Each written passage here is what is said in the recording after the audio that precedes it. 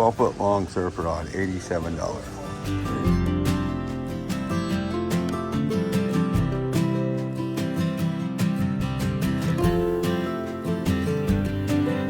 Okay, today we're going to go over a review of how we put together our surf fishing pole. There's a lot of ways to do it, and you can do it however you like, but this is how we've been doing it, and it seems to be working well. Obviously, we would go get the longest pole we can. 12 foot is what we prefer. We go and get the biggest reel we can. It's the fastest, and it will hold the most amount of line. The next problem we have is casting. If you put really thick line on there, you're not going to be able to cast very far. If you put light line on there, every time you go to cast, you're going to break. So what we've done and what we've been taught to do from some other surf fishermen is we start out with 20-pound tests on the reel. That's our main line that we reel them in with. 20 pounds bare minimum, heavy enough for most fish out there. And as long as your drag is set perfect, there should be no issue. It is orange, so the birds won't fly into your line, because when you're surf fishing, you have your lines way up in the air. And you would be surprised how many times a bird will fly into your line. And of course you think you have a bite when you see it, but anyway, so after we put that on there, we're gonna go ahead and put a shock leader of about 20 feet, and this is 60-pound test, and we'll go ahead and show you how that works.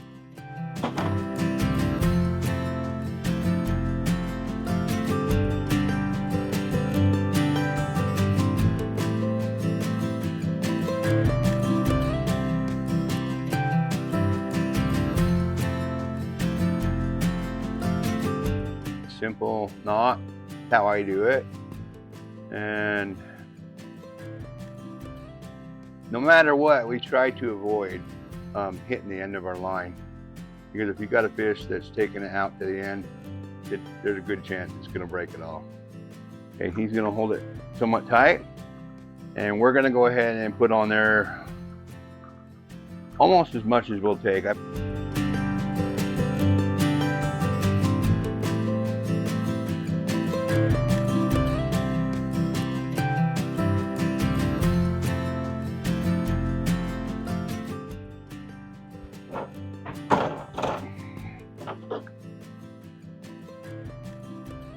Now, that's really good for casting, but now we need to have a line on there that we're gonna be throwing like 8-10 ounce weights. Actually, we make these here at home. We'll do a video on it. They're pretty simple, or you can just go buy them. But we usually use 8-10 ounce, and we'll show you how we tie that on there. But when you go to cast, it exerts a lot of pressure on your line, and you have a tendency to break your line if you're not careful. So, all right, so we're going to tie the two ends together so they can go through your rod, through your eyes without any trouble. All right, we're going to focus in on how to tie these two lines together. You're going to take your one line and you're just going to bend it. That's it. That's that simple. You're going to hold. You're just going to hold that. You're going to take your other line, we'll use the orange, and all you're going to do is go through that line. That's it. And then go that, then run towards the other end, and then all you want to do is twist this around. 1, 2, 3, 4, 5, 6, 7. So all it does, that goes right through there, right? And then when you take this tag in after you're going around, you go right back through the same hole. So both coming and going are on the same line. You hold both ends of the one kind over here and both ends of the other kind, and you just pull it together. You do a little bit of lube, pull it together.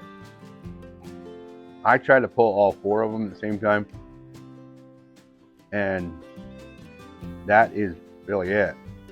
Now you got a line that is really strong, and you can cut those tag ends right off, and it will go right through your pole without any issue. Cut off the tag line. The closer the better, because it's smoother to go through your guides, your rod guide. Okay, now hold that.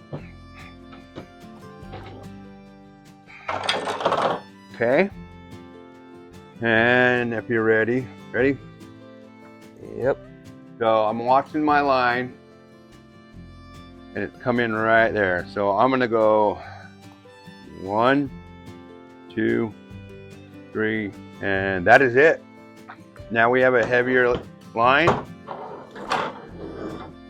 You can have 60 or 80 or whatever you want right here. I actually decided to go with 40 pound, and that's it. We'll go ahead and set the rest of it up so you can see how we do it. All of the line that is out is the heavier duty line, so when you cast it, you can throw hard as you would like.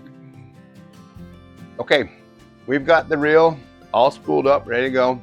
We're gonna go ahead and thread this 12-foot pole all the way out, and I'm gonna go ahead and show you how we set up the line here. It's pretty simple. We need 2 swivels. Where are they at? We have this fishing pole. You are going to take the eye of the swivel and just put the line right through it. That way it can slide up and down. That way when the fish picks up the hook, the weight can sit on the ground and it can run with the hook and not feel that weight. That'll give you more time to get there to set the hook and catch the fish. So then you just put a regular craft bead on there, and the only thing the craft bead does is protect the knot that is tied to this neck swivel. And I'm just going to use the old standard, can't remember the official name, but basically I just twist it 6 times. I don't know if that's 6 times, but we'll go with that. Yeah. And then put that right back, put the loose end, the tag end back through the hole.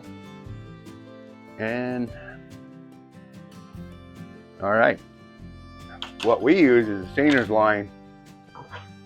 It is a kind of a cloth cotton string that's soft, so when the halibut go to pick it up, they don't really feel it. It's soft.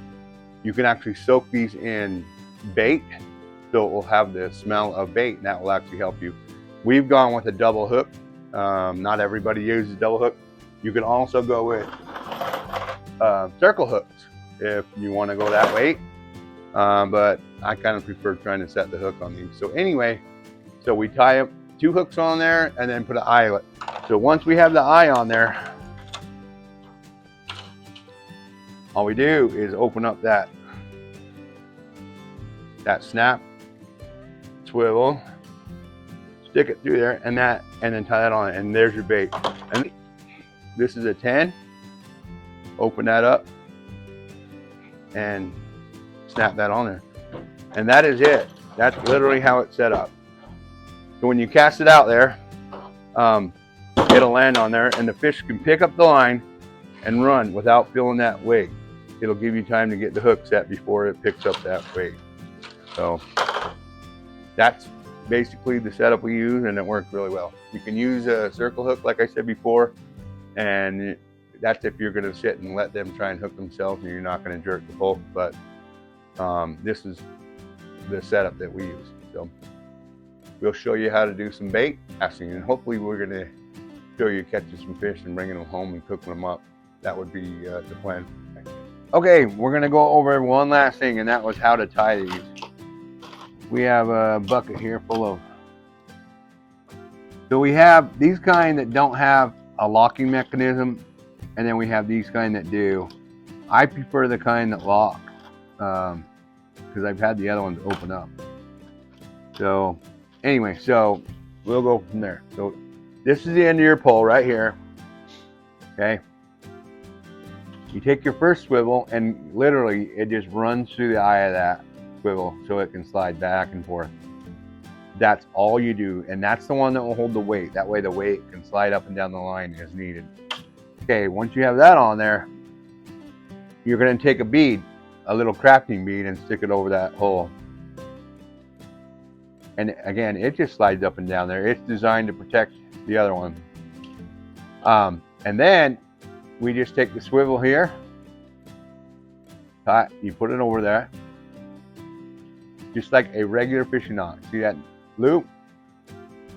I hold both ends and then I just twist it. 1, 2, 3, 4, 5, 6 seems to be the average for me.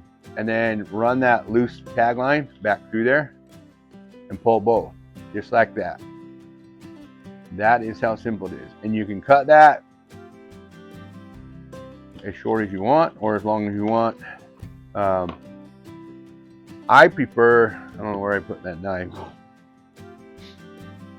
Oh, there it is. I prefer to leave a little bit in case it slips. And there's no reason to cut this short, because what you're gonna do is you're gonna go ahead and put this leader on here anyway, this Stainer's line, and that's what holds your hook on there. So that is what you're dealing with right there. And then again, the other one is just for your weight. So that's basically the setup. You cast out there, it lands like this, that weighs down, the fish pick it up, they bite it, and they can run without feeling any pressure. So that's the whole purpose of it. Anyway, it's that simple.